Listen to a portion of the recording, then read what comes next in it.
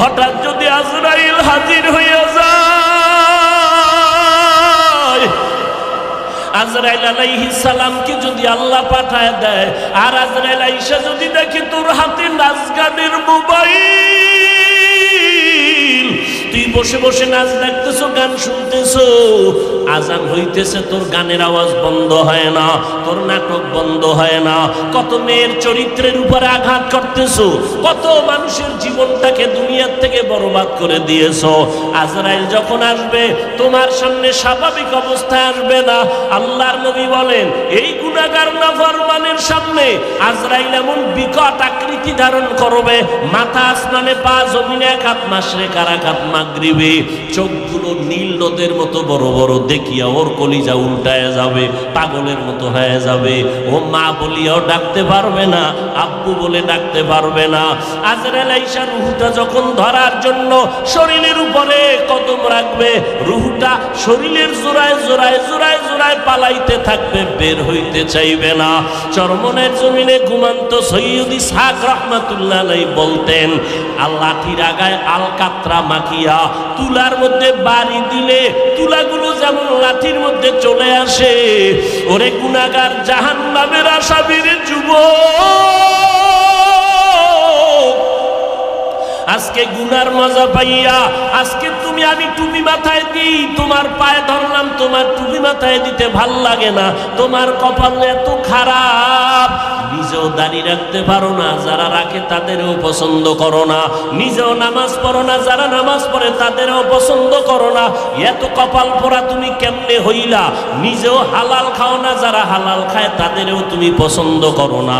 আজরাইল যখন রুহটা টান দিবে, সাথে সাথে শরীরের রগগুলো সিরিয়া রুহটা হাতের মধ্যে চলে যাবে।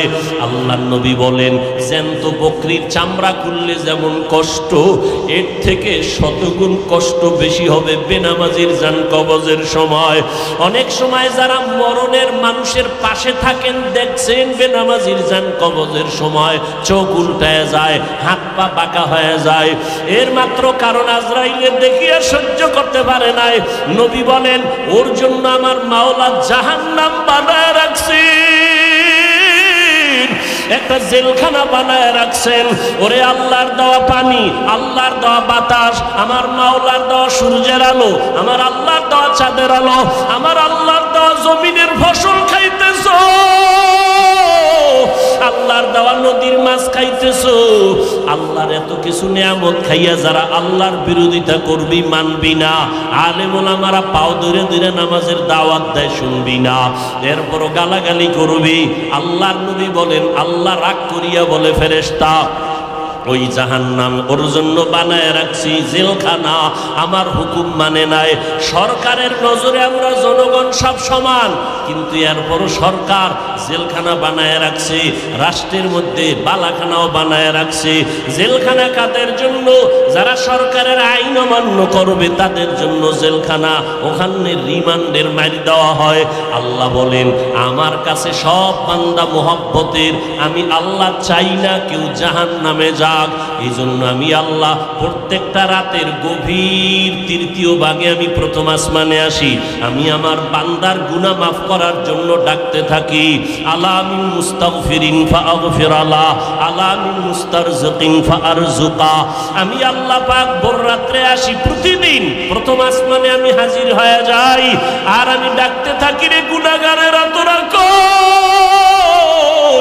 ওরে শয়তানের ধোকায় পড়িয়া যারা গুনাহ করেছো, ওরে তোর 30, 40, 50, 70 বছর হায়াতটারে গুনাহে যারা কাটাইছো, শয়তানের ধোকায় নামাজ পড়তে পারো নাই, শয়তানের ওয়াসওয়াসায় গুনাহ করেছো, আমি আল্লাহ হাজির, আমার কাছে উঠি একবার আল্লাহ বলিয়া ডাক দাও।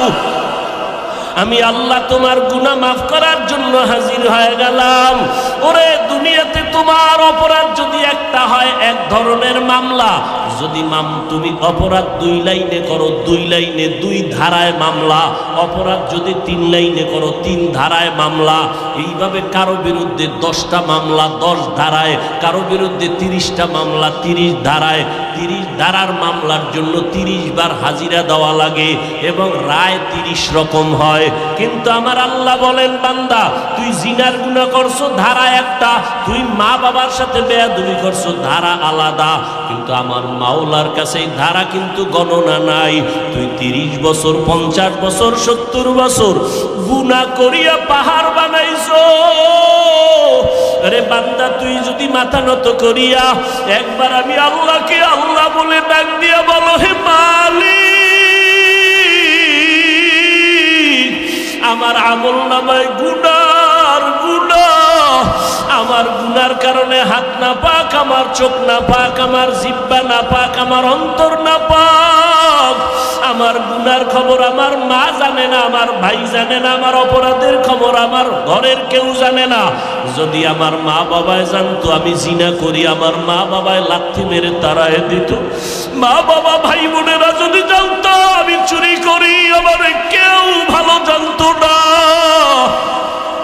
ও আল্লাহ তুমি জানো, তুমি দেখছো, এরপরেও রাগ করিয়া পানি বন্ধ করো নাই, খানা বন্ধ করো নাই, গুনার কারণে রাগ করিয়া আমার সম্মানের চেয়ার থেকে তুমি ফালাইয়া দাও নাই, গুনার কারণে তুমি রাগ করিয়া বাতাস বন্ধ করো নাই, গুনার কারণে বেজার হইয়া তুমি সূর্যের আলো চাঁদের আলো বন্ধ করো নাই। ও আল্লাহ আজকে আমি তোমার কাছে আসছি ক্ষমার জন্য। আল্লাহ বলেন, বান্দা তুই একদিন আর 2 দিন না, বছর বছর 70-80 বছর গুনাহ করিয়া বিশাল বড় পাহাড় নিয়ে যদি আমি মাওলার কাছে মাথা নত করিয়া মাসির মাথা বরাবর 1 ফোঁটা চোখের পানি ছেড়ে দিতে পারো, আমি আল্লাহর কাছে যদি দিলটা নরম করে মাওলারে ডাক দিয়ে বলো, আল্লাহ আর গুনাহ করব না, দুনিয়াতেই তাদের একটা ইতিবাচক কাজ করতে হবে, নেক আমল। নেক আমল করতে গিয়া সাবধান, আমলের মধ্যে আমি আল্লাহর সাথে অন্যকে যেন অংশীদার না বানায়। অংশীদার একটা বাহ্যিক দৃষ্টিতে বানানো, এই কপাল দিয়া আল্লাহর সিজদা দিব, আবার আরেকজনকে দিয়া আমি আল্লাহর জিনিসটা আরেকজনারে দিলাম। আবার মনে মনেও কিছু এই অপরাধ হয়, আল্লাহরে যেমন আমি শক্তিধর মনে করি, আমি আরেকজন নেতাকে এরকম শক্তিওয়ালা মনে করি। এটা হলো আল্লাহর শক্তির সাথে আরেকজনকে অংশীদার বানাইলাম, এর নাম শিরিক। আল্লাহ বলেন, এই শিরিকের গুনাহ যারা করবা তাদের জিন্দেগির কোনো আমল কবুল হবে না। তুমি যত নেক আমল করো, শিরিকের এই ভাইরাসে তোমার সব ধ্বংস হয়ে যাবে। ইন্নাল্লাহা লা ইয়াগফিরু আন ইউশরাকা বিহি ওয়া ইয়াগফিরু মা দুনা যালিকা লিমান ইয়াশা ওয়া মান ইউশরিক বিল্লাহ ফাকাদ ইফতারা ইসমান আযীমা ওয়া মান ইউশরিক বিল্লাহ ফাকাদ দাল্লা দালালান বাঈদা ওয়া মান ইউশরিক বিল্লাহ ফাকাদ হারামাল্লাহু আলাইহিল জান্নাহ। শিরিকের গুনাহ যারা করবা, আল্লাহ কোরআনে স্পষ্ট বলেন তাদের জন্য জান্নাত হারাম। ও আল্লাহ দয়া ও মেহেরবানি করে শিরিকের গুনাহ থেকে আমাদের বেঁচে থেকে আমল করার তৌফিক দান করেন। তৌফিকও চাইতে হবে, কারণ তৌফিক এটা আলাদা আরেকটা নিয়ামত। আমার হাত যেমন আলাদা নিয়ামত, আমার চোখ আল্লাহর দেয়া নিয়ামত, আমার জবান একটা নিয়ামত, কথা বলা একটা নিয়ামত, আবার কথার মধ্যে মধুময় কথা বলা আর একটা নিয়ামত। কি কথা বলা এক নিয়ামত, আবার সুন্দরভাবে কথা বলাই, সুন্দরভাবে কথা বলা আর একটা নিয়ামত। অনেকে কথা বলে, কারো কথায় দিল নরম হয় না, বরং তার কথা শুনলে মন খারাপ হয়ে যায়। আর একজনের কথা শুনলে দিলটা নরম হয়, চোখে পানি আসে। এটাও আল্লাহর বড় নেয়ামত। তৌফিক আল্লাহর নেয়ামত। আল্লাহ যদি তৌফিক না দেন, আমি হাজার চেষ্টা করলেও কোনো কাজে আমি কামিয়াব হতে পারবো না। আল্লাহ যদি আমার নিঃশ্বাসটা ভিতরে নেওয়ার পরে বের হওয়ার তৌফিক না দেন, আমার নিঃশ্বাস আর বের হবে না। আমার একটা কদম উঠাইয়া আর একটা কদম দেওয়ার শক্তি যদি আল্লাহ তৌফিক না দেন, তো আর হাঁটতে আমি পারবো না। এজন্য পয়গম্বর সুলাইমান গোটা দুনিয়া শাসন করেছিলেন দুইজন, শোষণ করেছিল দুইজন। দেখছেন নি কথার মধ্যে ব্যবধান? আবু জাহাল বলেছে, রসুল বলেছেন, ব্যবধান আছে না নেই? গোটা দুনিয়াটা শাসন করেছিলেন দুজন মুসলমান, গোটা দুনিয়াটা শোষণ করেছিল না ছিলেন? ছিল দুজন বেঈমান, বখতে নসর আর একজন নমরুদ, কেউ বলেন সাদ্দাত। আর দুইজন মুসলমান গোটা দুনিয়াটাকে শাসন করেছিলেন, একজন জুলকারনাইন আর একজন সুলাইমান।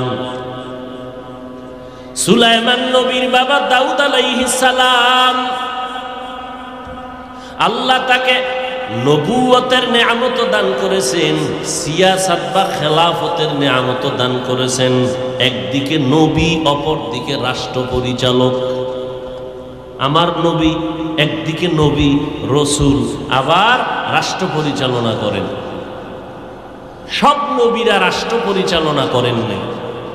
দাউদ আলাইহিস সালাম রাষ্ট্র পরিচালনা করেছেন, রহমতের নবী রাষ্ট্র পরিচালনা করেছেন। রসুলের হাতে করা স্বর্ণের মানুষ আবু বকর রাষ্ট্র পরিচালনা করেছেন, ওমর রাষ্ট্র পরিচালনা করেছেন, ওসমান রাষ্ট্র পরিচালনা করেছেন, হযরত আলী রাষ্ট্র পরিচালনা করেছেন। আল্লাহ এদেরকে দিয়ে দেখায় দিয়েছেন কোন কাজ কিভাবে করলে মানুষ শান্তি পাবে। আল্লাহ সব দেখায় দিয়েছেন নবী, রসুল, সাহাবাদের মাধ্যমে। আপনি কোনো কাজে গিয়া ব্রেক হবেন না যে এটা কেমনে করব। আমার রসুল ব্যবসা করেছেন, আবু বকর ব্যবসা করেছেন, ওমর ফারুক ব্যবসা করেছেন, হযরত ওসমান ব্যবসা করেছেন, হযরত আলী ব্যবসা করেছেন, আবু হানিফা রাহমাতুল্লাহ আলাইহি ব্যবসা করেছেন। ব্যবসায়ী ভাই, আপনি ব্যবসার সিঁড়িতে বৈশা পেরেশানি হওয়ার দরকার নাই কেমনে করব। নবী নিজে ব্যবসা করে, আবু বকর ব্যবসা করে দেখায় গেছেন। আবু হানিফা রাহমাতুল্লাহ আলাইহি বিশাল বড় কাপড়ের দোকান ছিল, ব্যবসা করেছেন। নবী এজন্য বলেন, ক্বালান নবী সাল্লাল্লাহু আলাইহি ওয়া আলিহি ওয়াসাল্লাম, আত-তাজিরুস সুদুকুল আমিন মা'আন নাবিয়িন ওয়াস সিদ্দিকিন ওয়াস শুহাদাই ওয়াস সালিহিন। ও ব্যবসায়ীরা, সঠিকভাবে যদি হালালভাবে সততার সাথে ব্যবসা যদি করতে পারো, আমি মুহাম্মদ বলে গেলাম, আমার সাথেই তুমি জান্নাতে থাকবা। এখন আপনি সত্য ব্যবসা করেন কিনা সাইনবোর্ড দেখলেই প্রমাণ। কি লেখছে? বিক্রি করা মাল ফেরত নেওয়া হয় না। ধোঁকাবাজ। কি বাজ? যারা লিখেছে বিক্রি করা মাল ফেরত নেওয়া হয় না, এরা ধোঁকাবাজ, এরা সঠিক ব্যবসায়ী নয়। যারা রসুলের আদলে ব্যবসা করবে তারা লিখবেন বিশেষ দ্রষ্টব্য, অবশ্যই বিক্রি করা মাল ফেরত নেওয়া হয়। রসুল কয় এই লোকটা ফেরত নিলে কি পাবে? রসুল কয় একজন মানুষ থেকে তুমি মাল ফিরাইয়া যদি টাকা দাও ফেরত, ওই মালটা দান করলে যা পাইতো এটা তুমি অটোমেটিক পেয়ে যাবে। তাহলে ব্যবসার মধ্যে রসুলের আদর্শ আছে না নেই? আবার আল্লাহ কোরআনে বলেছেন ব্যবসার মধ্যে যারা ভেজাল করবি সাবধান। ওয়াইলুল লিল মুতাফফিফিন, তোদের জন্য আমি একটা কঠিন নিকৃষ্ট জাহান্নাম বানায় রাখছি। ওয়াইল নামক জাহান্নাম, এটা এত নিকৃষ্ট জাহান্নাম এই ওয়াইল নামক জাহান্নামে মিথ্যাবাদীরাও যাবে। ওয়াইলু ইয়াউমাইযিল লিল মুকাদ্দিবিন। আবার একদল নামাজিরাও ওয়াইল নামক জাহান্নামে যাবে। আরাআইতাল্লাযী ইউকাযযিবু বিদ্দীন ফাযালিকাল্লাযী ইয়াদউল ইয়াতীম ওয়া লা ইয়াহুদ্দু আলা তাআমিল মিসকিন। পরের পরে কি? ফাওয়াইলুল লিল মুসাল্লিন। ওয়াইল নামক জাহান্নাম মুসল্লিদের জন্য। মুসল্লি কারা? বেনামাজি না নামাজি? নামাজি মুসল্লি যারা আছেন, আল্লাহর কোরআন ফাওয়াইলুল লিল মুসাল্লিন। ওয়াইল নামক জাহান্নামে যাবে মুসল্লিরা। এবার আপনি কেমন মুসল্লি বসে বসে হিসাব করেন।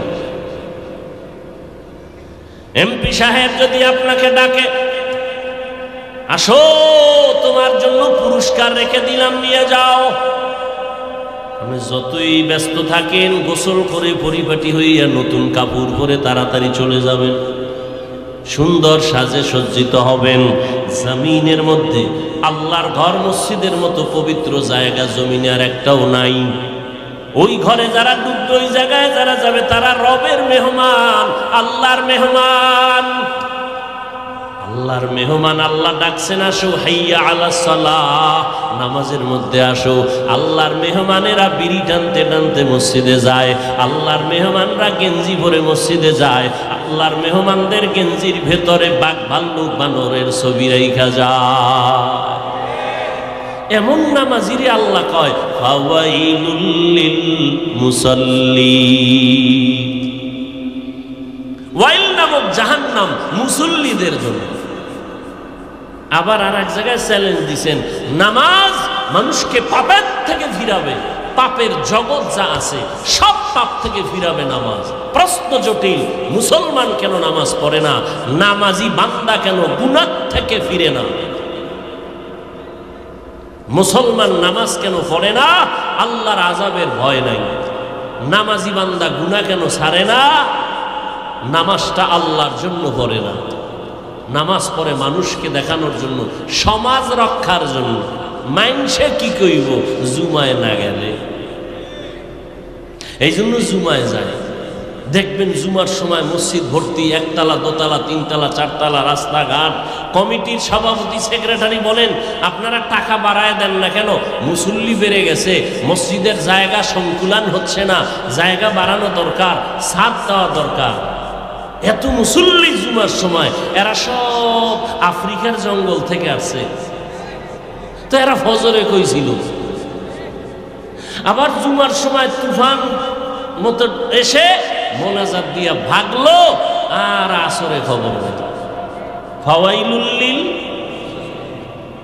মকুন সুসতি নামাজে পঞ্জগানা ফাওয়াইলুল লিল মুসাল্লিন আল্লাযীনা মুমিনারা ইনামাজ ইমদাদে দাস্তাইনু আয়াতে কুরআন ওয়া খা।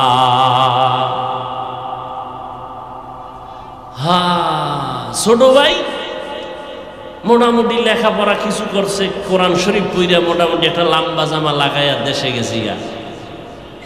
মাথায় এক টুপি লাগাইছে, মানুষ খালি এখন হুজুর হুজুর কয়। আর রমাজান মাস আইছে যখন, হুজুর আমার বাসায় ইফতারি, আমার বাসায় সাহারি।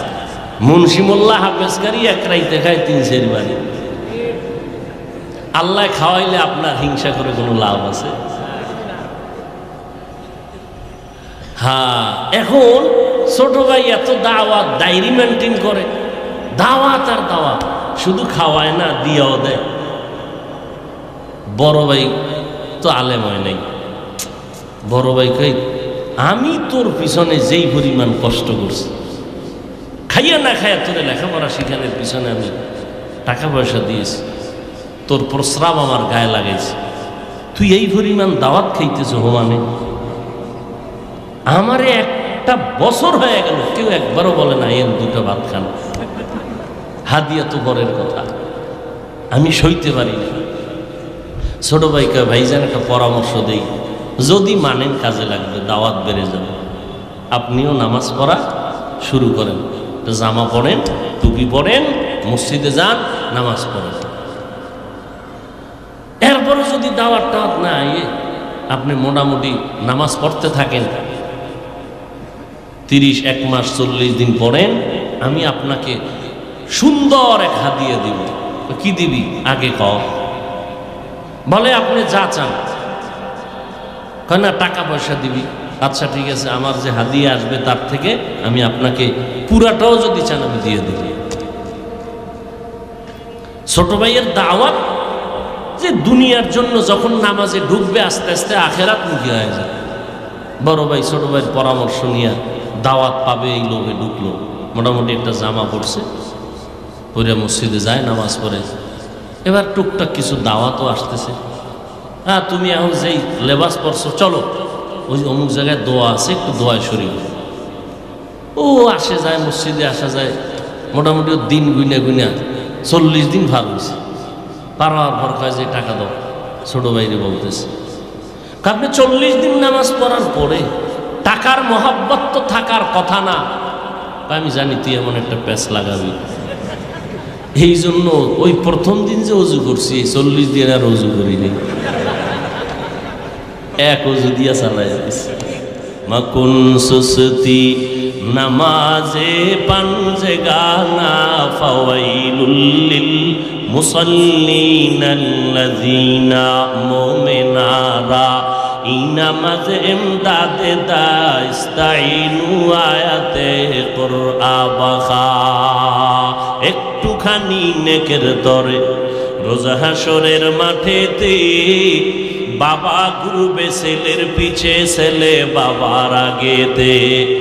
আহাতে মন কঠিন দিনেতে নামাজ তোমায় ভুলবে না, ঠিক মতো পড়িলে নামাজ জান্নাত তোমার ঠিকানা। ঘুমের চেয়ে নামাজ ভালো আর তুমি ঘুমাইও না, ঠিক মতো পড়িলে নামাজ জান্নাত তোমার ঠিকানা।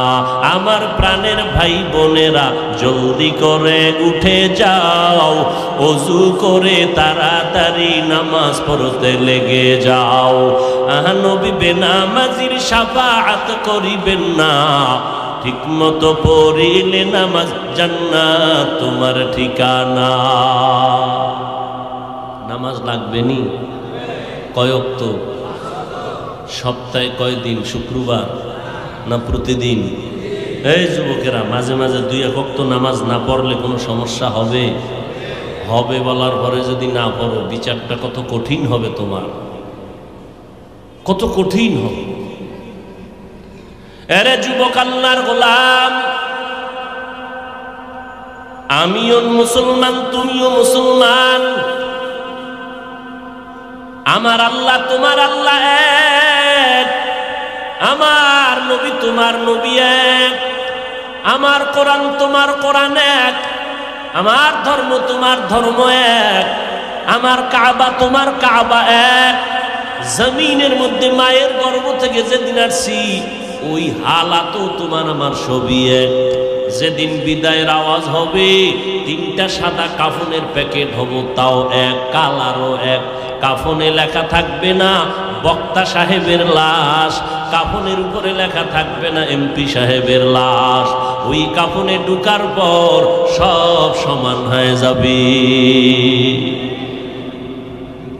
হিন্দুদের ধর্ম আলাদা, আদর্শ আলাদা, ইহুদির ধর্ম আলাদা, আদর্শ আলাদা, খ্রিস্টানের ধর্ম আলাদা, আদর্শ আলাদা, মুসলমানের ধর্ম এক, আল্লাহ এক, নবী এক, কোরআন এক, কাবা এক। দুনিয়ার থেকে বিদায় বেলা কাফন হবে 3টা, সংখ্যা এক, কালার হবে আলাদা না এক, কবরের সাইজও হবে এক, কবরের ভেতরে প্রশ্ন হবে 3টা, তাও সবার বেলায় এক। আমাকে আলাদা প্রশ্ন, তোমাকে আলাদা না, না আমাকে যেই প্রশ্ন তোমাকেও সেই প্রশ্ন, হুজুরের যেই প্রশ্ন ছাত্রকেও সেই প্রশ্ন। প্রশ্ন হবে 3টা, সবার বেলায় এক। তুই কয় টাকার মালিক? প্রশ্ন করা হবে না। তুমি কত শিক্ষিত? প্রশ্ন করা হবে না। তোমার সম্মান কি পরিমাণ? প্রশ্ন করা হবে না। প্রশ্ন সবার বেলায় 3টা এক। রবের পরিচয় দাও, ধর্মের পরিচয় পরিচয় দাও, রাহমাতুল লিল আলামিনের পরিচয় দাও। তুমি আমি এক ধর্মের হইয়া তোমার আমার আদর্শ তো একই হওয়া দরকার, পোশাক এক হবে, অথচ তুমি প্যান্ট শার্টটাই পরো, আমি মদিনার লম্বা জামা পরি। আমি যদি ভুলে থাকি বলো, আমি প্যান্ট শার্টটাই লাগাই, সবাই এক পোশাকে থাকবো, কারণ আমাদের ধর্ম এক। তুমি এগুলো বুঝো না, বুঝানোর জন্য রাত নাই দিন নাই 12 মাস। আগে শীতের দিন ছাড়া ওয়াজ হইতো না, মসজিদ মাদ্রাসার প্যান্ডেল ছাড়া ওয়াজ হইতো না। এখন সিফা গলির মধ্যে রাস্তায় ওয়াজ, ফজরের পরে বয়ান, সারা রাত বয়ান, আসরের পরে বয়ান, মাগরিবের পরে বয়ান, জোহরের পরে বয়ান। কয় হুজুর আপনি যাইয়া 10 মিনিট একটু দোয়া করে আসবেন, আর কিছু দরকার নাই। 12টা মাস কোন সময় খানা নাই, ঘুম নাই, সব। আজকে সারাদিন মাত্র মাগরিবের সময় ইফতারি করলাম, এরপরে আসলাম, সেই ডাইরেক্ট স্টেজে উঠলাম। কোথায় খানা, কোথায় ঘুম? আমি রকম প্রতিদিন 12 মাস দৌড়াইতেছি, মুসলমানের বয়ান করি, বয়ান করিয়া তো এই কথা একবার বলি নাই যে কষ্ট পাবে, এই কথা বলি নাই বাবা ব্যবসা ছেড়ে দাও, চাকরি ছেড়ে দাও, স্কুল ছেড়ে দাও, কলেজ ছেড়ে দাও, একবারও বলি নাই। 5 কল্লি তুমি মাথায় না দিলে গুনাহ হবে, একবারও বলি নাই। তাবলীগ না করলে জাহান্নামে যাবেন, একবারও বলি নাই। পীরের কাছে না গেলে জাহান্নামে যাবেন, একবারও বলি নাই। কওমি মাদ্রাসায় না পড়লে আপনি জাহান্নামে যাবেন, একবারও বলি নাই। এরপরও কি বলতে চাই, সব জায়গায় মানুষের বিনয়ের সাথে কথা বলি, পায় হাত রাইখা মাথা নত কইরে কথা বলি, একটা কর্কশ ভাষা ব্যবহার করি না। যদি অজান্তে হইয়াই যায়, হতেই পারে, কারণ 10টা কথা বললে একটা কথা একটু আঁকা বাঁকা হতেই পারে। 1 ঘন্টা 2 ঘন্টা প্রতিদিন চিল্লাইলে 2-1টা কথা একটু অজান্তে উল্টা পাল্টা হতে পারে। এটা আল্লাহর কাছেও ধরা নাই, জমিনের কাছেও ধরা নাই। এরপরও আমরা কতটা ভয় নিয়ে চলি। আপনাদের ফাঁকে ফাঁকে বলি ভাইজান মনে কষ্ট পাইছেন নি, মাফ করে দেন। আবার মোনাজাতে আমার আল্লাহর কাছে আবার বয়ানের শেষে ক্ষমাও চাই। এরপরও বয়ান দিয়ে বুঝাই, কি বুঝাই? একটা কথা, ও দুনিয়ার নবীর আশিক, জমিনে যতদিন বেঁচে থাকবা গোলামি করবা একমাত্র আমার আল্লাহর। দুনিয়াতে যতদিন বেঁচে থাকবা আদর্শ মানবা মদিনাওয়ালা নবীর, আর কারো আদর্শ মানা যাবে না। এই কথা বলতেছি রে বাবা, কিন্তু দুঃখ এত বয়ানের পরেও আমি টুপি মাথায় না দিলে বড় লজ্জা লাগে। আর তুমি মুসলমান, টুপি মাথায় দিতে লজ্জা লাগে। আমি দাড়ি কাটতে লজ্জা পাই, তুমি দাড়ি রাখতে লজ্জা পাও। তুমি কেমন মুসলমান? আমি নামাজ না পড়লে লজ্জায় হুঁশ থাকে না, তোমার নামাজ পড়তে গেলে লজ্জা লাগে। আমি পর্দা না করলে লজ্জা পাই, আর তুমি পর্দা করতে গেলে লজ্জা পাও। আজকে যদি পর্দা থাকতো, জবানকে কন্ট্রোল রাখতা, তাহলে আমার যুবতী বোনেরা যুবকের চরিত্র নষ্ট করতে পারত না, আমার যুবকেরা যুবতীদের চরিত্র নষ্ট করতে পারত না। তুমি মুসলমান, আমিও মুসলমান, সব বুঝি, এরপরও পায়ে ধরে বলতেছি টুপি মাথায় দিতে চাই না, বরং উল্টা আঘাত করি টুপিওয়ালাদের উপরে, আক্রমণ করি কথার মাধ্যমে। দাড়ি রাখতে চাই না, পর্দা করতে চাই না, কি চাই?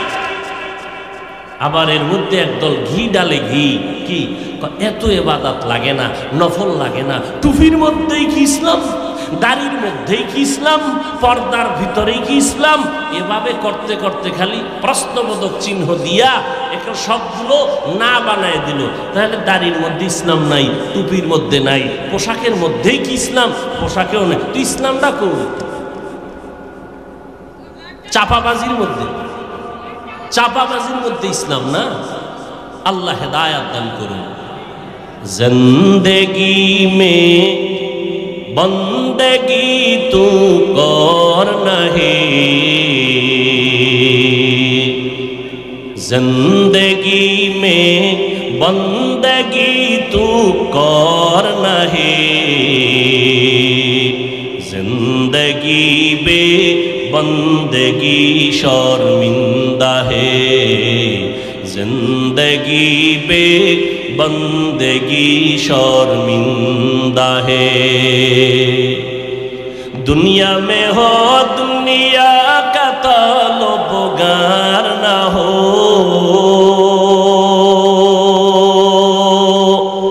बाजार से गुजर हो खरीदार न हो, दुनिया में हो दुनिया का तलबगार न हो,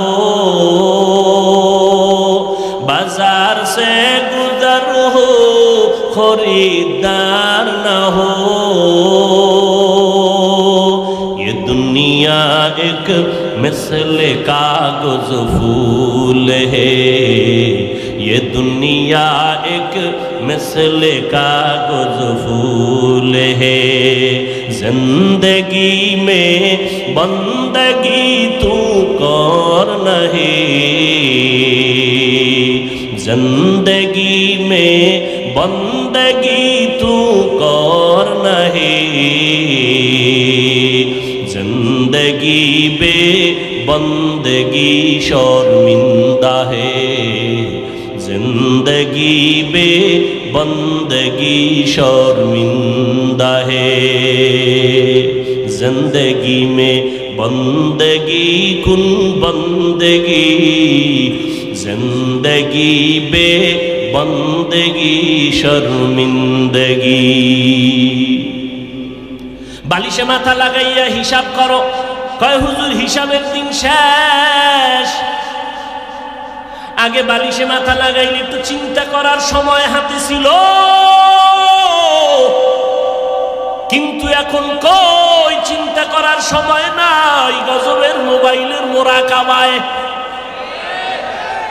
कखन रात्र 3टा बाजलो मोबाइलवालार खबर नाई, এই মোবাইল নিয়া সারা রাত তাকায় তাকাইয়া কবিরা গুনাহ করে আমার যুবক।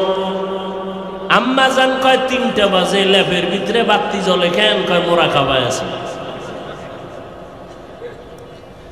হাসিও না রে যুবক ভাই। হ্যাঁ, তুমি যদি তাকায়া দেখো একটা পানির কূপের কিনারায় একটা শিশু বাচ্চা খেলতেছে, অথবা জ্বলন্ত আগুনের কিনারায়, তুমি দ্রুত গতিতে খুঁজবা এই বাচ্চা কার, তাড়াতাড়ি নাও। তুমি আগুনের কিনারার থেকে ধইরা কোলে নিবা, অথবা পানির কিনারার থেকে ধইরা কোলে নিবা, নিয়া লোক খুঁজবা গার্ডিয়ানকে। বাচ্চাটা এখানে খেলতেছে, কিন্তু বাচ্চা যে খেলার মজা পাইছে ওই মজা এখন আর তোমারে দেখতে পারে না, কামড় দেয়, চিমটি দেয়, কারণ খেলার মজা। কিন্তু বাবা ওই চিমটি খাইয়াও ও যদি তোমাকে লাথি দেয়, তারপরও তুমি আগুনের কিনারায় রাইখা যাবা না। এইটা তোমার বিবেক, এটা তোমার আকল, এটা তোমার আকল। কেউ বলতে হবে না, শিখাইতে হবে না, এটা তোমার আকল অ্যান্সার দিতেছে। তুই আমাকে যত কামড় দেস, চিমটি কাটো, লাথি মারো, তোরে রেখে যাব না, কারণ তুই জানো না, তোর সে আকল কম।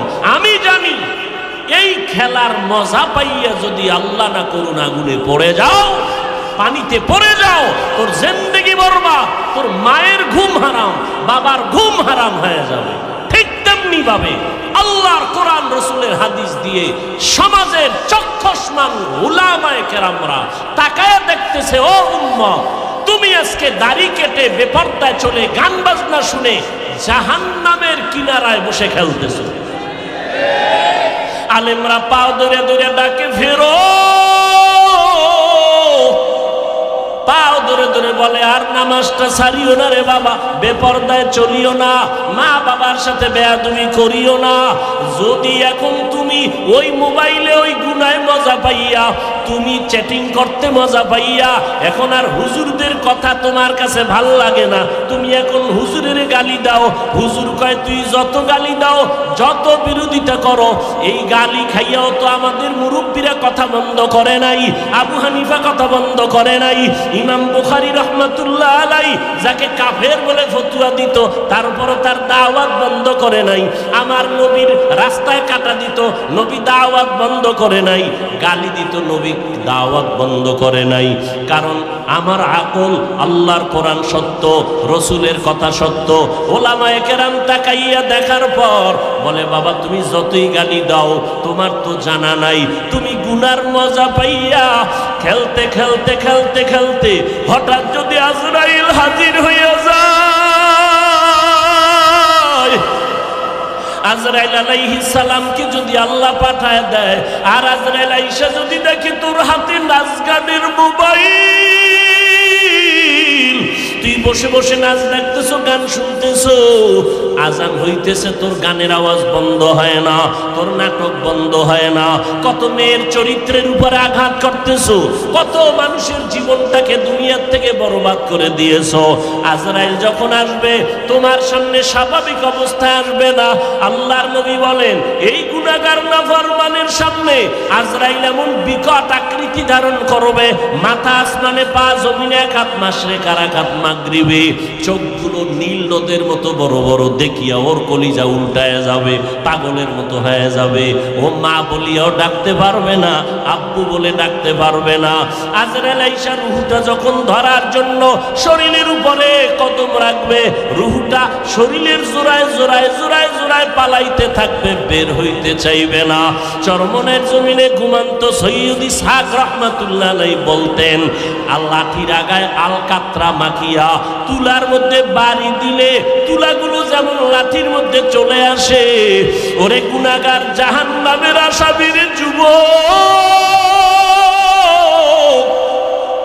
আজকে গুনার মজা পাইয়া, আজকে তুমি আমি টুপি মাথায় দিই, তোমার পায়ে ধরলাম, তোমার টুপি মাথায় দিতে ভাল লাগে না, তোমার কপাল এত খারাপ, নিজেও দাঁড়িয়ে রাখতে পারো না, যারা রাখে তাদেরও পছন্দ করো না, নিজেও নামাজ পড়ো না, যারা নামাজ পড়ে তাদেরও পছন্দ করো না, এত কপাল পোড়া তুমি কেমনে হইলা, নিজেও হালাল খাও না, যারা হালাল খায় তাদেরও তুমি পছন্দ করো না। আজরাইল যখন রুহুটা টান দিবে, সাথে সাথে শরীরের রগগুলো সিরিয়া রুহুটা হাতের মধ্যে চলে যাবে। আল্লাহর নবী বলেন জ্যান্ত বকরির চামড়া খুললে যেমন কষ্ট, এর থেকে শতগুণ কষ্ট বেশি হবে বেনামাজির জান কবজের সময়।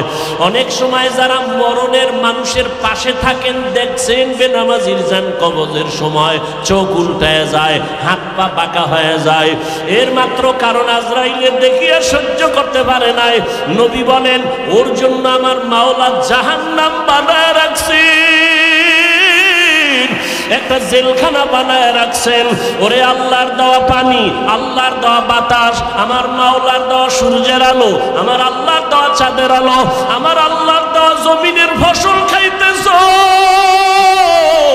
আল্লাহর দেওয়া নদীর মাছ খাইতেছো, আল্লাহর এত কিছু নিয়ামত খাইয়া যারা আল্লাহর বিরোধিতা করবি, মানবি না, আলেম ওলামারা পাও ধরে ধরে নামাজের দাওয়াত দেয়, শুনবি না, এরপরও গালাগালি করবি।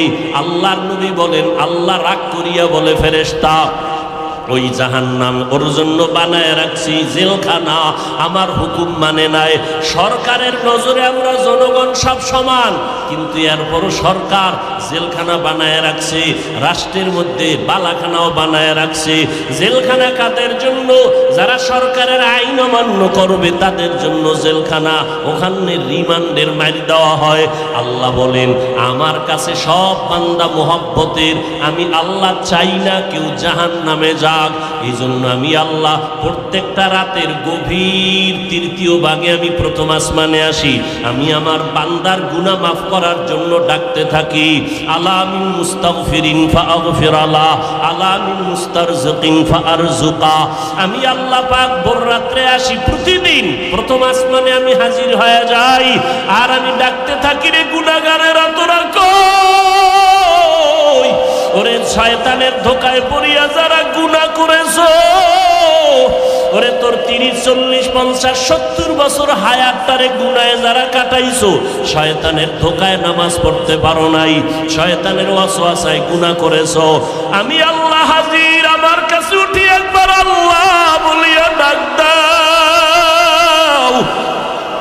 আমি আল্লাহ তোমার গুনাহ মাফ করার জন্য হাজির হয়ে গেলাম। ওরে দুনিয়াতে তোমার অপরাধ যদি একটা হয়, এক ধরনের মামলা, যদি তুমি অপরাধ 2 লাইনে করো, 2 লাইনে 2 ধারায় মামলা, অপরাধ যদি 3 লাইনে করো, 3 ধারায় মামলা, এইভাবে কারো বিরুদ্ধে 10টা মামলা 10 ধারায়, কারো বিরুদ্ধে 30টা মামলা 30 ধারায়, 30 ধারার মামলার জন্য 30 বার হাজিরা দেওয়া লাগে এবং রায় 30 রকম হয়। কিন্তু আমার আল্লাহ বলেন বান্দা তুই জিনার গুনাহ করছো, ধারা একটা, তুই মা বাবার সাথে বেয়াদবি করছো, ধারা আলাদা, কিন্তু আমার মাওলার কাছে এই ধারা কিন্তু গণনা নাই। তুই 30 বছর 50 বছর 70 বছর গুনাহ করিয়া পাহাড় বানাইছো। আরে বান্দা, তুই যদি মাথা নত করিয়া একবার আমি আল্লাহকে আল্লাহ বলে ডাক দিয়া বলো, হে মালিক, আমার আমল নামায় গুনার গুনাহ, আমার গুনার কারণে হাত না পাক, আমার চোখ না পাক, আমার জিহ্বা না পাক, আমার অন্তর না পাক, আমার গুনার খবর আমার মা জানে না, আমার ভাই জানে না, আমার অপরাধের খবর আমার ঘরের কেউ জানে না। যদি আমার মা বাবায় জানতো আমি জিনা করি, আমার মা বাবায় লাথি মেরে তাড়ায় দিত। মা বাবা ভাই বোনেরা যদি জানতো আমি চুরি করি, আমার কেউ ভালো জানতো না। ও আল্লাহ, তুমি জানো, তুমি দেখছো, এরপরেও রাগ করিয়া পানি বন্ধ করো নাই, খানা বন্ধ করো নাই। গুনার কারণে রাগ করিয়া আমার সম্মানের চেয়ার থেকে তুমি ফালাইয়া দাও নাই। গুনার কারণে তুমি রাগ করিয়া বাতাস বন্ধ করো নাই। গুনার কারণে বেজার হইয়া তুমি সূর্যের আলো চাঁদের আলো বন্ধ করো নাই। ও আল্লাহ, আজকে আমি তোমার কাছে আসছি ক্ষমার জন্য। আল্লাহ বলেন, বান্দা তুই একদিন আর 2 দিন না, বছর বছর 70-80 বছর গুনাহ করিয়া বিশাল বড় পাহাড় নিয়ে যদি আমি মাওলার কাছে মাথা নত করিয়া মাসির মাথা বরাবর 1 ফোঁটা চোখের পানি ছেড়ে দিতে পারো, আমি আল্লাহর কাছে যদি দিলটা নরম করে মাওলারে ডাক দিয়ে বলো, আল্লাহ আর গুনাহ করব না, ওই জাহান্নামের আগুন সইতে পারবো না রে মালিক। ওরে ঘরের মধ্যে ঘুমাইতে গেলে মশারি টানায় ঘুমাই, মশার কামড়ে ঘুমানো যায় না। ও আল্লাহ, গুনাহ নিয়ে কবরে গেলে যে আযাব হবে সহ্য করতে পারবো না, কই পাবো মশারি? দুনিয়াতে সূর্যের গরম সইতে পারি না, রাতের বেলা সূর্য নাই তারপরও ঘাম আর গরম, ফ্যানের বাতাস দিয়াও আমার ঘাম কমে না, গরম কমে না। আর গুনাহগার হইয়া কবরে গেলে জাহান্নামের আগুন, ওই জাহান্নামের আগুনের গরম কেমনে সহ্য করব আল্লাহ? আমি সইতে পারবো না। ও আল্লাহ, জাহান্নামের আযাব সহ্য করতে পারবো না। একটা বেতের বাড়ি কেউ দিলে আমি বরদাস্ত করতে পারি না।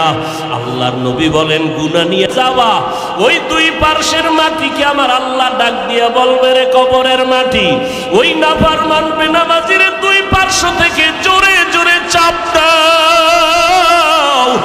এত জোরে 2 পার্শ্বের মাটি চাপ দিবে, পাজরের হাড়গুলো চুরমার হয়ে যাবে।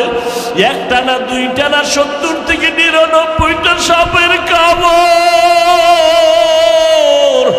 ও যুবকেরা, ও বৃদ্ধ বাবাজিরা, ও পর্দার আড়ালের মারা, ও বোনেরা, ভালো করিয়া বুঝো, 15,500 বছর হয়ে গেল আমার আল্লাহর কোরআনের ভুল কেউ প্রমাণ করতে পারে নাই। আজকেও যদি কোরআনের একটা ভুল কেউ বের করতে পারো রে বাবা, আমরা এখন দাড়ি কেটে ফেলবো, নামাজ বন্ধ করে দিব, প্যান্ট শার্ট টাই লাগাবো, কিন্তু আজ পর্যন্ত কোরআনের ভুল কেউ বের করতে পারে নাই। পারছে? বরং কোরআনের ভুল বের করতে গিয়া বহু বিধর্মীরা মুসলমান হয়ে গেছে, হয় নাই? মুসলমান হয়ে গেল। আল্লাহর কোরআন বলো, আল্লাহর সাক্ষী রেখে, আল্লাহর কোরআন সত্য না মিথ্যা? জবান খুলে বলো, সত্য না মিথ্যা? এ যুবকেরা জবাব দাও, পায়ে হাত রেখে বলছি, আমিও তো একটা যুবক, আমার মনেও তো চায় গান শুনি, কারণ গুনাহের আকর্ষণ আল্লাহ জন্মগতভাবে সবার মধ্যে দিয়ে রাখছেন। গুনাহ করার আকর্ষণ, নারীদের নাচ গান দেখলে আমার অন্তরও চায় আমি দেখি, কিন্তু কন্ট্রোল করি জাহান্নামের ভয়। টুপি মাথায় দিলে মাথা গরম হয়, তোমার থেকে বুদ্ধি মোটেও কমে নাই। তুমি তো কথা আবল তাবল বলো, আর আমরা 12টা মাস বয়ান করিয়াও তো একটা আবল তাবল কথা বলার চেষ্টা করি না। কোন কথার পরে কোন কথা বলবো এটা আমাকে ডায়েরিতে লেখাও নাই। মাওলার কাছে ভরসা করে বসছি, কোন কথার পরে কোন কথা হবে আল্লাহ বলাইতেছেন ওই কথাই বলতেছি। এরে যুবক আল্লাহর গোলামেরা, ভালো করিয়া বুঝো, তোমাদের থেকে আমাদের মাথা নষ্ট হয় নাই। মনে করিও না গো সম্মান কম। বলো, একজনের দাঁড়ায় বলো, তোমরা যারা নবীরে মানো না আর আমরা যারা মানি, নবীর আদর্শ জবাই করেছো, বেঈমানের পা চাটা গোলাম হইয়া চুল কাটিয়া ইন্দুর আর বান্দর হয়েছ। আমরা টুপি পরে থাকি 24 ঘন্টা, ঘুমের ঘরে গেল টুপি মাথায় দিয়া বালিশে ঘুমাই। ও আল্লাহর বান্দা, তুমি বলতেছো মাথা গরম হয়, আমিও বুঝি, তারপরও কেন ছাড়ি না? রসুলের মোহাব্বত, দাড়ি রাখলে যৌবনের ভাব চলে যায়, তোমার থেকে কম বুঝি না, এরপরও কেন কাটি না? আল্লাহর আযাবের ভয়। এরে আল্লাহর বান্দারা, নামাজের সময় কি কষ্ট, ফজরের সময় শীতের মধ্যে উঠা নামাজ পড়া অনেক কষ্ট, ঠান্ডা পানি দিয়ে ওযু বানাইয়া নামাজ পড়তে কষ্ট, এরপরও নামাজ ছাড়ি না কেন? আল্লাহর আযাবের ভয়।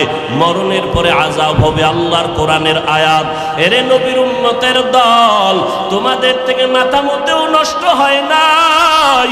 এরপর আবার তুমি একটু দেখো না তাকাইয়া, তোমার ডানে বামে কত যুবক জীবনে মাদ্রাসায় পড়ে নাই, জেনারেল লাইনে পড়েছে, স্কুলে পড়ে, কলেজে পড়ে, চাকরি করে। তোমার মতো যুবক, সাক্ষী দাও, 5 বেলার নামাজি আছে না নাই? তুমি বিবেকটাকে প্রশ্ন করো, তুমি কেন পারো না রে বাবা? তোমার আমার মতো যুবক র্যাব, আর্মি, পুলিশ, বিডিআরের চাকরি করে, 5 ওয়াক্ত নামাজ পড়ে, যত কাজ থাক জামাতে পড়ে, তুমি কেন পারো না? একটু জিজ্ঞাসা করো তোমার বিবেকটাকে। তোমার মতো যুবক রাস্তায় গাড়ি চালায়, সময় মতো নামাজ পড়ে, তুমি কেন পারো না?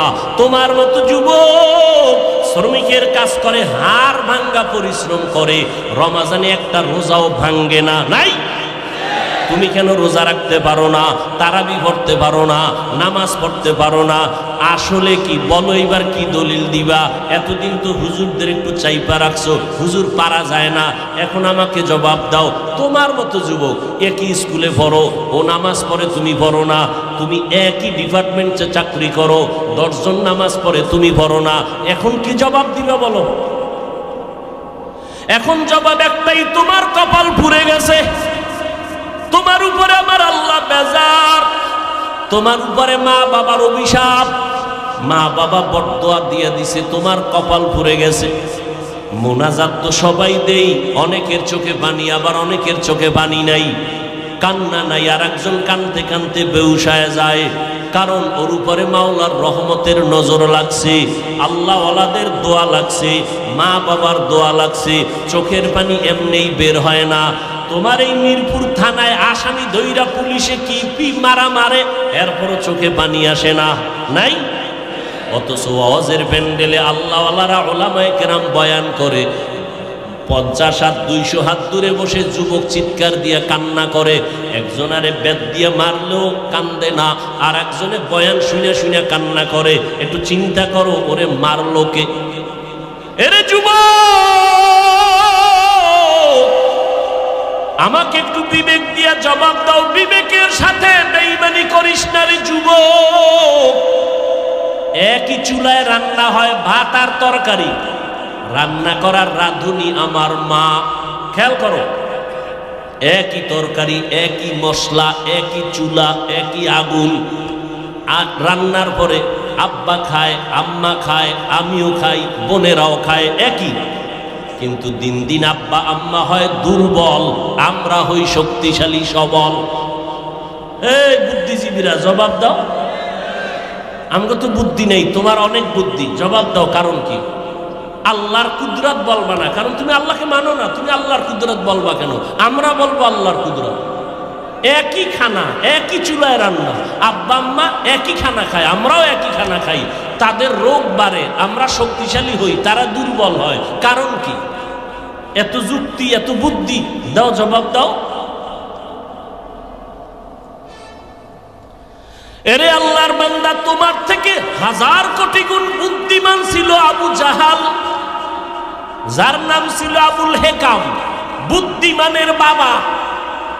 কিন্তু বুদ্ধি হইলে কি হবে?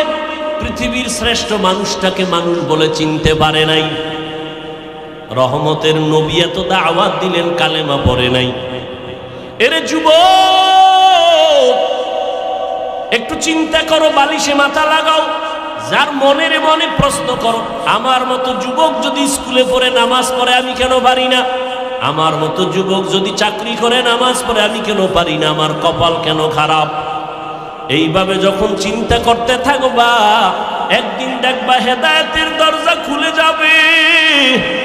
আর মা বাবার কাছে মাঝে মাঝে দোয়া চাইও। মা বাবায় দোয়া করলে আরশে আজিমে পৌঁছতে কোনো পর্দা থাকে না। এজন্য মা বাবার দোয়া বড় দামি। মা বাবার চোখের পানি আর দোয়া ছাড়া আমি বান্দা চেয়ারে বসতে পারি নাই। মা বাবার চোখের পানি আর দোয়া ছাড়া যুবক পরীক্ষায় পাশ করতে পারো নাই।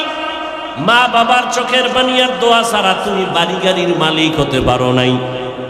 অতএব এখনো সময় আছে, তওবার দরজা খোলা। নেক আমল ধরো, শিরিক মুক্ত জীবন গড়ো, আল্লাহর মোহাব্বত নিয়ে চলো। চাকরি ছাড়া লাগবে না, স্কুল বন্ধ করা লাগবে না রে বাবা, মাদ্রাসায় আসার দরকার নাই। ভালো করে শুনো যুবক, পর্দার আড়ালের আম্মা জান আসেনি? আছে?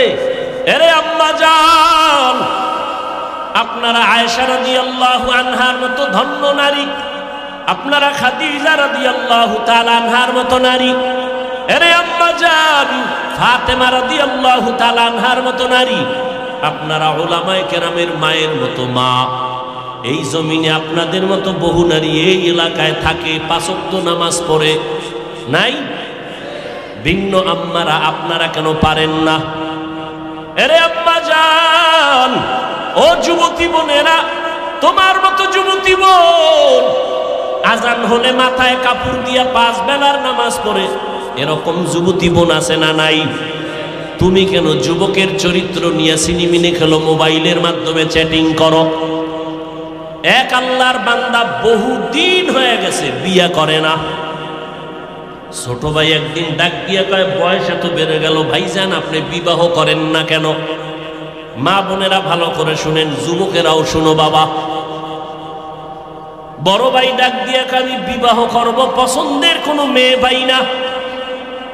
ছোট ভাই বুঝতে পারছে, মনে হয় যেন সম্ভ্রান্ত পরিবারের মেয়ে লাগবে, একটু টাকাওয়ালা। ডানে বামে খোঁজ দিয়ে এক প্রস্তাব দিল, অমুক বাড়ির মেয়ে বড় ভালো। বড় ভাই বলে, না আমি এ মেয়ে বিয়া করব না। বলে অনেক সুন্দরী, সুন্দরী চাই না তো কি চাও? হ্যাঁ, বড় ভাই বলে, আমি এমন একটা মেয়েকে বিয়া করতে চাই, আমার সীমানা প্রায় পারাইয়া যাইতেছে, বিবাহের বয়স অনেক আগেই হয়ে গেছে, করি না, কারণ আমি এমন একজন আল্লাহর বান্দি যুবতী মেয়ে চাই। ছোট ভাই বলে, কেমন মাইয়া চাও? কয়, আমি এমন একটা মেয়ে চাই, যেই মেয়ে আমার স্ত্রী হইয়া আমার হাতটা ধরে আমাকে জান্নাতের ভিতরে ঢুকায় দিবে, আমাকে জান্নাতের পথে নিবে। আর এমন একটা মেয়েকে বিয়া করব, যেই মেয়েটা আমাকে একটা পুত্র সন্তান উপহার দিবে, যেই সন্তানটা উম্মতের জান্নাতের পথ দেখাবে। ছোট ভাই কয়, তোমার কপালে বিয়া নাই। চলে গেল। এই বিয়া নিয়ে এখন আর কথা বলে না। কিন্তু বড় ভাই ডাক দিয়া কয়, শোন, আমার অন্তরের নিয়ত যদি সঠিক হয়, ইনশাআল্লাহ আমি আজ না কাল এমন মেয়ে পেয়ে যাব, যদি আমার নিয়তে ভেজাল না থাকে। এভাবে ধৈর্য ধারণ করলেন। দীর্ঘ কিছুদিন পরে পার্শ্বে এক এলাকায় চলে গেল, শুনছে ওখানে এক আল্লাহওয়ালা আসছেন, বড় বুজুর্গ, দোয়া করলে কবুল হয়ে যায়। দোয়ার জন্য চলে গেল। গিয়ে দেখে হুজুর মসজিদে ওজিফা পালন করে, আমলে আছেন। সালাম, হুজুর আমি অমুক এলাকার এক বান্দা যুবক, আসছি আপনার দোয়া নেওয়ার জন্য। বিবাহ করেছো নাকি? বলে না, করি নাই, দোয়া করবেন। হুজুরের সাথে কথা বলতেছে, ঠিক এমন টাইমে পর্দার আড়াল থেকে মসজিদের জানালা দিয়া একটা যুবতী মেয়ে সালাম দিল, আসসালামু আলাইকুম। হুজুর বলে, কে? বলে, আমি এই এলাকার এক যুবতী মেয়ে। কি চাও? হুজুর একটু দোয়ার জন্য আসছি, আমার আব্বাজান বড় অসুস্থ।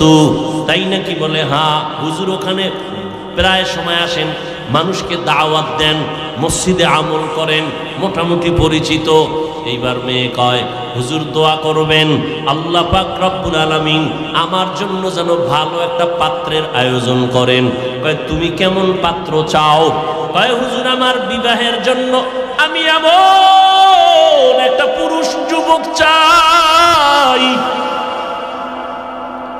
যেই যুবক আমার হাত ধরে আমাকে জান্নাতে নিবে এবং আমাকে এমন একটা পুত্র সন্তান উপহার দিবে আল্লাহর দয়ায়, যেই পুত্র সন্তান উম্মতের দায়িত্ব নিয়ে জান্নাতের পথ দেখাবে বাতিলের মোকাবেলায়। হুজুর শুইনা চুপ হয়ে গেলেন। পাশের পুরুষ যুবক ডাক দিয়ে কয় হুজুর বেয়াদবি মাফ করবেন, আমি দীর্ঘ বছর এই লালন করতেছি, কল্পনা করতেছি এমন গুণের মেয়ে আমিও চাই। হুজুর বলে মেয়ের ফ্যামিলি গরিব, আমার গরিব টরিব লাগবে না, আপনি যদি দয়া করে ব্যবস্থা করে দেন আমি আলহামদুলিল্লাহ রাজি হয়ে যাব। আলহামদুলিল্লাহ ব্যবস্থা হয়ে গেল, যুবক যুবতীর সাথে বিয়া হয়ে গেল। এই দুইজনার সংসার শুরু হয়ে গেল। এই যুবক আর যুবতীর দাম্পত্য জীবন সুখময় জীবন। ফজরের সময় ঘুম থেকে একজন যদি উঠতে না পারে, স্ত্রী যদি আগে উঠে স্বামীকে কয় উঠো, আল্লাহর সাথে একটু মোলাকাতের কথা বলার চেষ্টা করো। অতিও গভীর হয় রজনী যখন, নীরবে প্রভুর নাম জপিও তখন। প্রভুর করুণা যদি পাইবারে চাও, গভীর রাতে উঠে প্রভুর গুণগান গাও। স্বামী যদি আগে উঠে স্ত্রীকে ডাকে উঠো, রান্না বান্না হয় না, বন্ধ আগে নামাজ তারপরে রান্না, এইভাবে জীবন চলতেছে। এর মধ্যে একটা সন্তান আল্লাহ দান করছেন, পুত্র সন্তান। আল্লাহর কাছে দোয়া করতো নামাজ পড়ে, দয়ার মালিক তুমি আমাদের একটা নেককার সন্তান দাও, যেই সন্তানের দ্বারা দুনিয়াতে আমগো সম্মান বাড়বে, আখিরাতেও বাড়বে। আল্লাহ দোয়া কবুল করে ফেলছেন। এমন একটা পুত্র সন্তান আল্লাহ তাদের দান করেছেন, যেই সন্তান দুনিয়াতে আইসা মা বাবার আদর্শ নিয়ে বড় হইয়া রাশিয়া, সিরিয়া, মিশর, ইরাক পুরা জগৎটাকে বিজয়ের পতাকা উড্ডীন করে বাইতুল মুকাদ্দাস মুসলমানের প্রথম কিবলা, যেখানে এক রাকাত নামাজ পড়লে 50,000 রাকাত নামাজের সওয়াব। ওই বাইতুল মুকাদ্দাসের উপরে হামলা, বিভিন্ন বিধর্মীদের হামলা। এই সন্তান গিয়া ইতিহাসের পৃষ্ঠা খুলো, বাইতুল মুকাদ্দাসকে হাতের মধ্যে নিয়ে বিজয়ের পতাকা উড়াইয়া দিলেন। ইতিহাসবিদরা বলেন এর মতো বীর যোদ্ধার ইতিহাস এত স্মরণীয় যে কিয়ামতের আগে এরকম বীর আসবে কিনা জানা নাই। ওই সন্তানের নাম সুলতান সালাউদ্দিন আইয়ুবী। গুগলে সার্চ দাও, সালাউদ্দিন আইয়ুবীর ইতিহাস পড়ো, দেখো কে সে সালাউদ্দিন আইয়ুবী। রাষ্ট্র পরিচালনা করেছে, ওই সিরিয়া মিশর বিজয়ের পতাকা উড্ডীন করেছে, বাইতুল মুকাদ্দাসকে হাতের মুষ্টির মধ্যে নিয়ে গেল, বেঈমানদের দখল থেকে, অত্যাচার থেকে মুসলমানকে পরিত্রাণের জায়গায় নিয়ে আসলো। এরে যুবক আল্লাহর গোলাম, মনটা কি স্থির করা যায় না?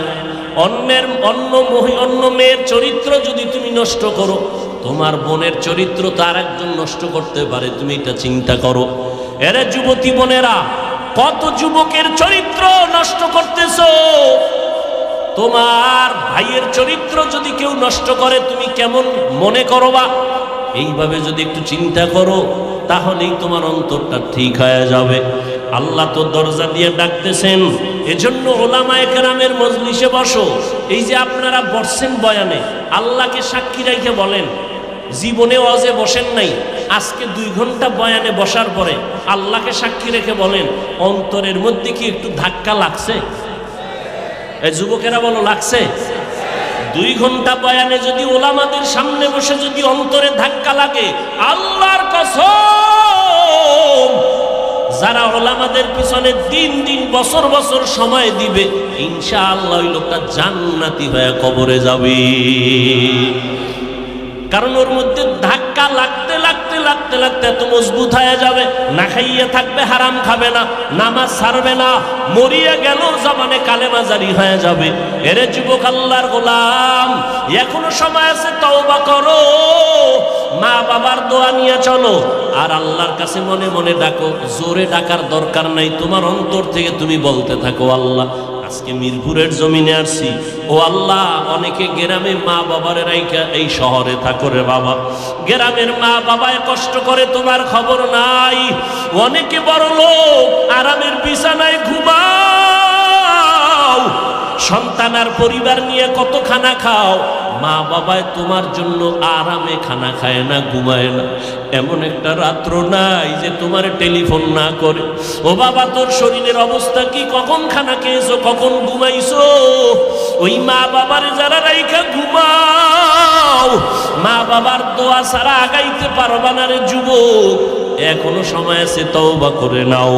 আল্লাহকে বলো, আল্লাহ জীবনে কম অন্যায় করি নাই, শয়তানের ধোকায় পড়ে আজকে থেকে তওবার নিয়ত করলাম, মরিয়া গেলে যাব, নামাজ ছাড়বো না, বেপরদায় চলবো না, মা বাবাকে কষ্ট দিব না, ওলামায়ে কেরামের বিরোধিতা করে গুনাহগার হব না, মোবাইলের মাধ্যমে গুনাহ করব না, লেখনির মাধ্যমে গুনাহ করব না, চোখের চাহনির মাধ্যমে গুনাহ করব না, মা বাবার দোয়া নিয়ে সামনে আগাবো, নবীর তরিকা মতো চলবো। আমার মতো স্কুলে পড়ুয়া যুবক যদি নামাজ পড়ে, আমি কেন পারবো না? ও আল্লাহ, আপনি তৌফিক দান, আজকে থেকে নামাজ ছাড়বো না। বাসায় গেলে মাকে গিয়া বলবা, মা তুমি আমার মাথায় হাত দিয়া দোয়া করে দাও। আজকে ময়দানে কত আল্লাহর বান্দারা কানলো, আমার চোখে পানি নাই, মা গুনার কারণে বুঝি আল্লাহ বেজার, তুমি দোয়া করিয়া দাও। মা যদি দোয়া করিয়া দেয়, তাহলে তোমার কপাল খুলিয়া যাবে। তুমি ডাক্তার হও, বাধা নাই, ইঞ্জিনিয়ারিং পড়ো, বাধা নাই, প্রফেসর হও, বাধা নাই, সাংবাদিক হও, বাধা নাই। তবে অনুরোধ, আদর্শ নিয়ে চলো, মদিনার আদর্শ। সময় মতো নামাজটা পড়ে নিবারে বাবা। মুরব্বীদের সামনে কোনো ভালো খারাপ আচরণ করবা না, ওলামায়ে কেরামের বিরোধিতা করে গুনাহগার হবা না, দেশের বিরুদ্ধে, জাতির বিরুদ্ধে কোনো ষড়যন্ত্র করবা না। আল্লাহর আযাবের ভয় নিয়ে তুমি তওবা যদি করতে পারো, এক ফোঁটা চোখের পানি ছাড়তে পারো, আল্লাহ মুহূর্তে তোমার তওবা কবুল করে নেবেন, জীবনের গুনাহগুলো মাফ করে দিবেন। ও আল্লাহর বান্দারা, ও পর্দার আড়ালের আম্মা জানেরা, বোনেরা, আল্লাহর কাছে তওবা করেন, জীবনে কারো হক নষ্ট করবেন না, চরিত্রের উপর আঘাত দিবেন না, স্বামীর খেদমতে স্বামীর মালের হক ঠিকমতো রক্ষা করবেন, সন্তানের হক ঠিকমতো আদায় করবেন। আপনার সন্তান ডাক্তার হবে, আলহামদুলিল্লাহ, আপনার সন্তান ইঞ্জিনিয়ার বানাবেন, আলহামদুলিল্লাহ, তবে অনুরোধ, বেয়াদব বানাবেন না। আপনার সন্তানের আচরণে যেন ওলামায়ে কেরাম কষ্ট না পায়, আপনার সন্তানের ব্যবহারে যেন এলাকার মুরব্বীরা কষ্ট না পায়, আপনার সন্তানের কারণে আপন বন্ধু বান্ধবরা যেন কষ্ট না পায়। বরং আপনার সন্তানকে এমন আদর্শ দিয়া যাবেন, সন্তানের ব্যবহারে সবাই দোয়া করবে, খুশি হয়ে যাবে, দিলে শান্তি লাগবে। এমন একটা সন্তান আদর্শ ডাক্তার বানায় যান, আদর্শ ইঞ্জিনিয়ার বানায় যাবেন। ও যুবকেরা, জবানকে হেফাজত করো, আল্লাহর কাছে বলতে থাকো, আল্লাহ তুমি মেহেরবানি করে আমাকে কবুল করে নাও। আল্লাহর কাছে ব্যবসায়ী ভাইরা, ব্যবসার জায়গায় বসে আমার আল্লাহর হুকুম মতো চলেন, নামাজটা ঠিক মতো পড়েন, দেখবেন অল্প টাকায় বরকত অনেক বেশি হবে। কাস্টমারের সাথে খারাপ আচরণ করবেন না, ধোঁকা দিবেন না। আল্লাহর কাছে এভাবে বলতে থাকেন, আল্লাহ যেইভাবে ব্যবসা করলে দুনিয়াতে শান্তি পাবো, সম্মান বাড়বে, আখিরাতে নবীজির সাথে জান্নাতে থাকতে পারবো, ওইভাবে ব্যবসা করার তৌফিক দাও, মানুষের সাথে ভালো আচরণ করার তৌফিক দাও। তুমি তৌফিক না দিলে সম্ভব হবে না। এইভাবে তওবার নিয়ত যদি অন্তরে থাকে, তবে একটা চিরচরিত সত্য কথা, আবু জাহাল 9 বছর দেখলো, বয়ান শুনলো, নবীর সব কিছু জানলো, এরপরও কালেমা পড়লো না। অন্যদিকে ওমরের মতো বান্দা নবীর গর্দান কাটতে আসিয়া কালেমার রশি গলায় লাগাইয়া নবীজির জন্য এত পাগল, নবীর কাছে তওবা করিয়া জান্নাতের টিকিট নিয়ে নিল। এই ওমরের এত সম্মান আল্লাহ বাড়ায় দিয়েছেন। ঠিক কিয়ামত পর্যন্ত আবু জাহাল থাকবে না ঠিকই, কিন্তু আবু জাহালের কঠিন অন্তরের মতো কিছু অন্তরালা মানুষ জমিনে থাকবে। হাজারো বয়ানে তাদের দিলটা নরম হবে না, তওবা নসিব হবে না, বরং বয়ান শুনিয়া বাইরে গিয়া বিরোধিতা করবে। এই সমস্যা, ওই সমস্যা, এই ভুল, সেই ভুল, আসলে নিজের গুনার কথা একবারও চিন্তা করবে না। আর একদল বান্দা থাকবে কিয়ামত পর্যন্ত ওমরের চরিত্রের, এরা গুনাহ নিয়ে প্যান্ডেলে ঢুকবে। হঠাৎ করিয়া যখন জাহান্নামের ভয় অন্তরে ঢুকবে, তখন পাগলের মতো হয়ে যাবে। আমি কইছিলাম আমার জীবনটা তো এত খারাপ ছিল না, আমি দুনিয়াতে আসছিলাম কত পবিত্র, মা বাবায় কত আদর করেছিল, আমার স্কুলের লেখাপড়ার জীবনটা কত ভালো ছিল, শিক্ষকরা কত আদর করত, আজকে আমি এত খারাপ। আমার মা বাবা আমার বেশি ভালো জানে না অন্যায় করার কারণে, কারণ আমি মা বাবার সাথে ভালো আচরণ করি না, ভাই বোনের সাথে ভালো আচরণ করি না। আমি এত খারাপ কেন হয়ে গেলাম? ময়দানে আইসা লুটাইয়া কাঁদবে আর বলবে, আল্লাহ আমি আজকে গুনাহ নিয়ে বাসায় যাব না। ও আল্লাহ, মরণের বিছানায় গুনাহগার হইয়া শুইতে চাই না রে মালিক। আজকে আমি একা রুমে থাকতে পারি না, ভয় পাই। আর ওই অন্ধকার কবরে একা কেমনে থাকবো? বালিশ নাই, বিছানা নাই, বাতি নাই, অন্ধকার। দুনিয়াতে আমি অন্ধকারে একা থাকতে পারি না, আমি কেমনে কবরে থাকবো রে আল্লাহ? আমি আর গুনাহ করব না, আর কারো হক নষ্ট করব না। আয় আল্লাহ, হাতের দিয়ে গুনাহ করব না, চোখের গুনাহ করব না, জবানের গুনাহ করব না। ও আল্লাহ, তুমি মাফ করিয়া দাও। এইভাবে ওমরের চরিত্রওয়ালা মানুষগুলো পাগলের মতো কান্না শুরু করবে। নবী বলেন, কান্না যদি না আসে কান্নার বাহানা করো, আর ডানে বামে যদি কান্নাওয়ালা কাউকে পাও হাত বাড়াইয়া দোয়া চাও। ও কান্নাওয়ালা ভাই, আমার জন্য দোয়া করো, আল্লাহ যেন আমাকে মাফ করিয়া দেয়। হেদায়েতের মালিক আমার আল্লাহ। কোনো পীরের হাতে হেদায়েতের চাবি নাই, কোনো বক্তার হাতে হেদায়েতের চাবি নাই। আল্লাহ যার সিনাটা খুলে দিবেন সে হেদায়েত নিয়েই চলবে। মরিয়া গেলে দাড়ি কাটবে না, বেপরদায় চলবে না, মা বাবার সাথে বেয়াদবি করবে না, ওলামাদের সাথে বেয়াদবি করবে না, দেশ ও জাতির বিরুদ্ধে ষড়যন্ত্র করবে না। ও আল্লাহর বান্দারা, মুনাফিকি যদি না থাকে, খাঁটি মনে তওবার নিয়ত যদি থাকে, খাঁটি তওবার নিয়ত যাদের আছে তাদেরকেই বলবে, একটু দুটো হাত আমার আল্লাহকে দেখাইয়া দাও। আয় আল্লাহ, আমাদের তওবা কবুল করে নেন, আমাদের হাতগুলো কবুল করে নেন। একটা হাতেরও গুনার কারণে ফিরাইয়া দিয়েন না রে মালিক। আমার কলিজার যুবকগুলোরে কবুল করে নেন, নবীর আদর্শওয়ালা বানাইয়া দেন। আয় আল্লাহ, গুনার কারণে দিলটা পাথর, চোখে পানি নাই, কান্নাওয়ালা চক্ষু দান করেন আল্লাহ। শয়তানের ধোঁকার থেকে বাঁচিয়ে থাকার তৌফিক দান করেন। মরণ পর্যন্ত সুন্নতি জিন্দেগির উপরে চলার তৌফিক দান করেন। আমিন। আলহামদুলিল্লাহি রাব্বিল আলামিন। ওয়াসসালাতু ওয়াসসালামু আলা সাইয়্যিদিল আমবিয়াই ওয়াল মুরসালিন ওয়া আলা আলিহি ওয়া আসহাবিহি আজমাইন। ইয়া আরহামার রাহিমিন, ইয়া আরহামার রাহিমিন, ইয়া আরহামার রাহিমিন। রব্বিরহামহুমা কামা রব্বায়ানি সগীরা। اللهم إنك عفو كريم تحب العفو فاعف عنا. আল্লাহুম্মা ইন্না নাসআলুকা রিযাকা ওয়াল জান্নাহ ওয়া নাউযু বিকা মিন সাখাতিকা ওয়ান নার। আল্লাহুম্মা ইন্না নাউযু বিকা মিনাল বারাসি ওয়াল জুনুনি ওয়াল জুযামি ওয়া সাইয়্যিল আসকাম। ও দয়ার মালিক, কুদরতের নজর দিয়া তাকায়া দেখেন এই ময়দানে আপনার বান্দাগুলো কি জন্য হাজির হয়ে গেলেন। আয় আল্লাহ, টাকা চায় না, বাড়ি চায় না, খানা চায় না, জাহান্নাম থেকে মুক্তি চায়। শয়তানের ধোকায় পড়ে গুনাহ করিয়া জীবনটারে নাপাক করে ফেলেছি রে আল্লাহ। গুনার কারণে হাত নাপাক, চোখ নাপাক, জিহ্বা নাপাক, অন্তর নাপাক। আয় আল্লাহ, গুনার কারণে দিল পাথর, চোখে পানি নাই। আজকে আমরা তওবার নিয়ত করেছি, আর গুনাহ করব না রে আল্লাহ। আয় আল্লাহ, আমাদের তওবা কবুল করে নেন, জীবনের সকলের গুনাহ মাফ করে দেন, সারা দুনিয়াবাসীকে মাফ করে দেন আল্লাহ। বাংলাদেশ শান্তির দেশ বানায় দেন আল্লাহ।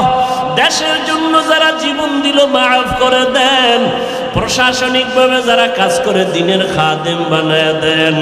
আয় আল্লাহ, জনপ্রতিনিধির দায়িত্ব যারা পালন করে দিনদার বানায় দেন।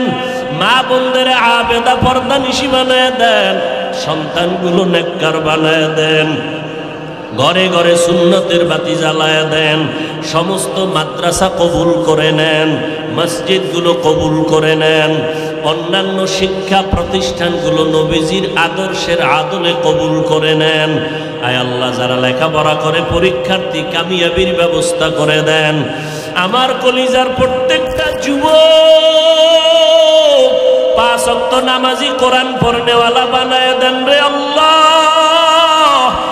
মোবাইলের গুনাহের থেকে হেফাজত করেন, মোবাইলের গুনাহের থেকে হেফাজত করেন, মোবাইলের গুনাহের থেকে হেফাজত করেন। আয় আল্লাহ, নবীজির আদর্শওয়ালা জিন্দেগি দান করেন। যারা ব্যবসা করে, কামাই রুজি, ব্যবসা চাকরিতে সবার হালাল ভাবে বরকত বাড়ায়া দেন।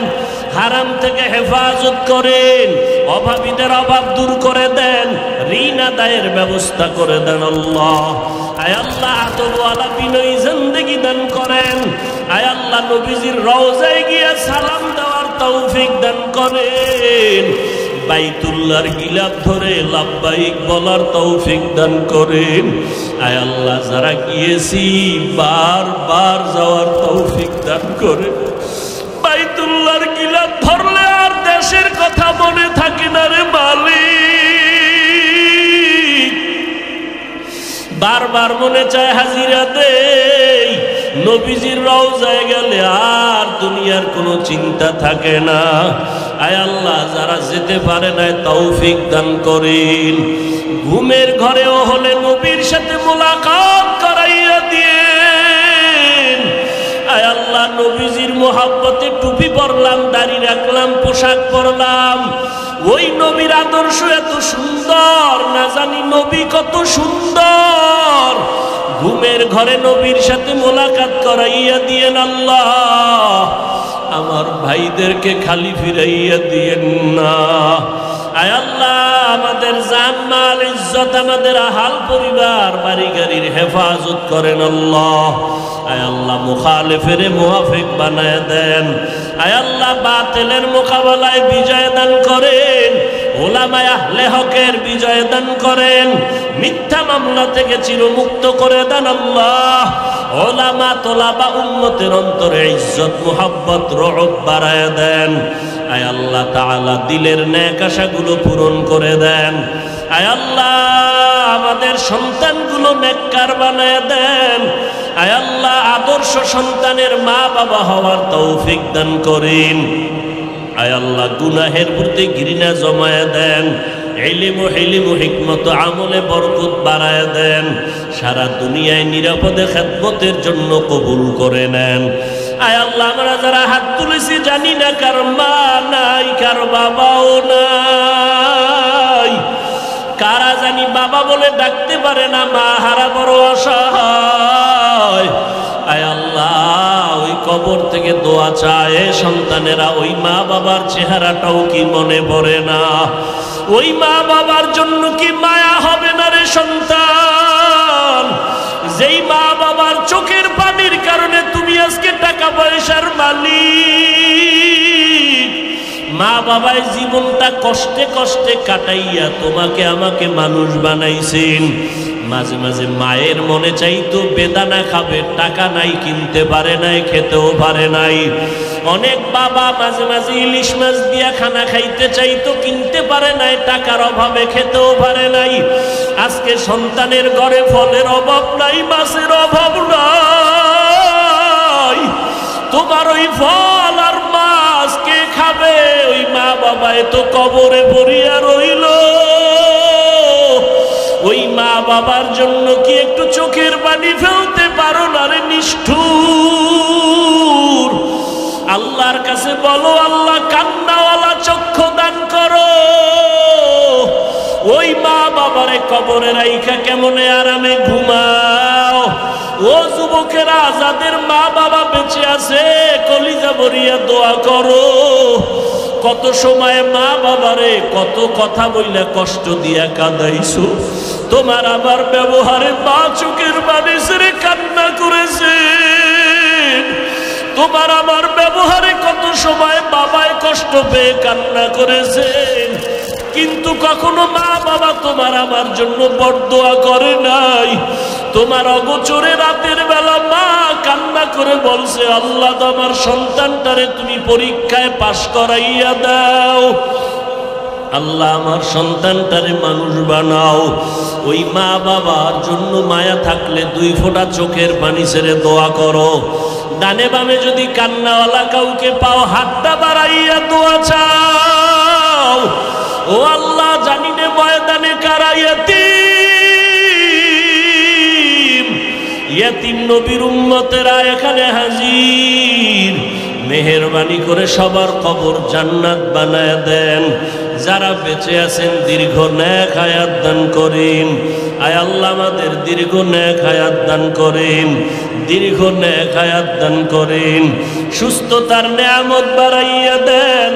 কত মানুষ করোনায় চলিয়ে গেল, আবার এখন ডেঙ্গু।